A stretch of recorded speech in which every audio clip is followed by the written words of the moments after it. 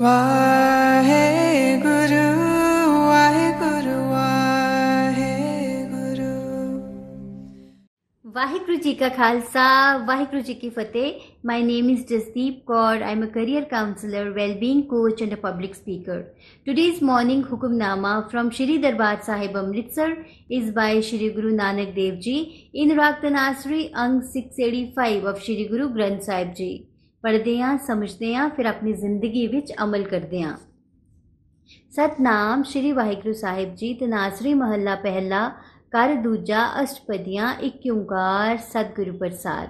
गुर सागर रतनी भरपूरे अमृत संत चुगे नहीं दूरे। हर रस चोक चुगे प्रभ पावे सरवर मह हंस प्राणपत पावे। क्या बग बपुड़ा छपड़ी नाए कीचड़ डूबे मैल न जाए रहाओ। सतगुरु नाम दे अमोलक रत्ना नाल भरपूर अमृत सागर है। इस तो दूर ना रहंदे संत हंस इथों नाम अमृत चुगदे हन। प्रभ पावनी अनुसार ही रसीले हरि नाम दा चोगा चुगिया जांदा है।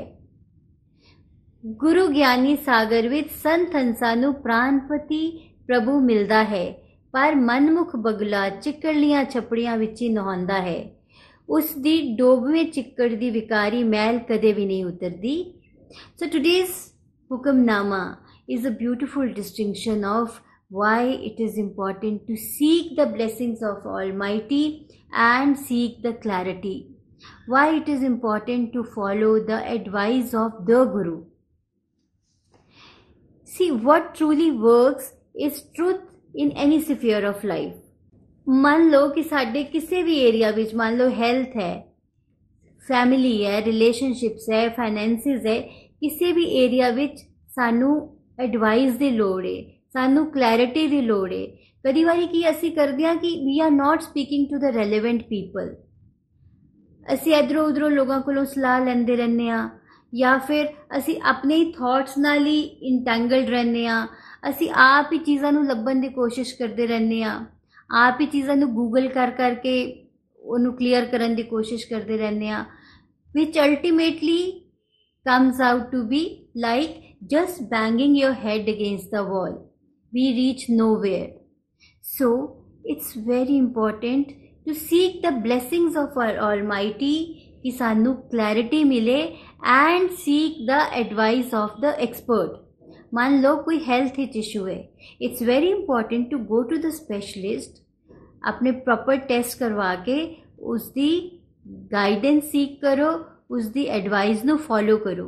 मान लो करियर क्लैरिटी नहीं है या करियर विच एक ऑप्शंस चाहिए ने, very important to go to the expert, go to the career counsellor.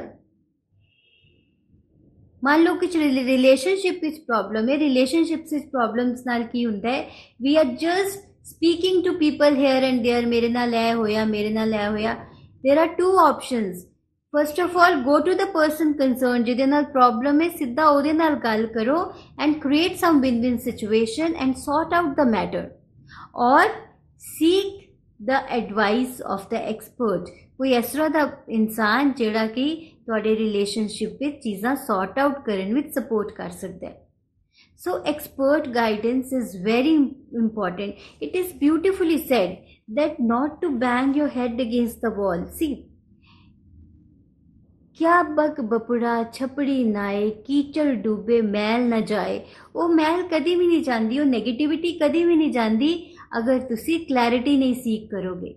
So it's so very important to seek the clarity. So we should never be ashamed of or overly prideful or even fearful of seeking the advice of the expert. Professional advice साडा time भी save कर सकती है and we can ultimately reach our goal or look forward to success. So seek the advice of the expert and always pray the Almighty कि सानू ठीक direction दिखाए। Ultimately right direction is the key to have a fruitful life. So आज इस चीज़ नू अमल करो। Look into your various areas of life where you are just banging your head against the wall, you are reaching nowhere, confusion होर बढ़ती जा रही है, negative thoughts होर कर लेने, ਉਹਨਾਂ ਨੂੰ ਸੌਟ ਆਊਟ ਕਰੋ, go to the relevant person and seek the advice, follow the advice, ਉਹਨਾਂ ਦੀ ਦਿੱਤੀ ਹੋਈ ਪ੍ਰਿਸਕ੍ਰਿਪਸ਼ਨ, ਦਿੱਤੀ ਹੋਈ ਐਡਵਾਈਸ 'ਤੇ ਚੱਲੋ। ਫਿਰ ਦੇਖੋ ਕਿ ਕਿਸ ਤਰ੍ਹਾਂ ਤੁਹਾਡੀ ਜ਼ਿੰਦਗੀ ਨੂੰ ਡਾਇਰੈਕਸ਼ਨ ਮਿਲਦੀ ਹੈ ਔਰ ਕਿਸ ਤਰ੍ਹਾਂ ਰਿਜ਼ਲਟਸ ਆਉਂਦੇ ਨੇ। So today follow this, then share your experiences with me. Take care, be balanced, be happy.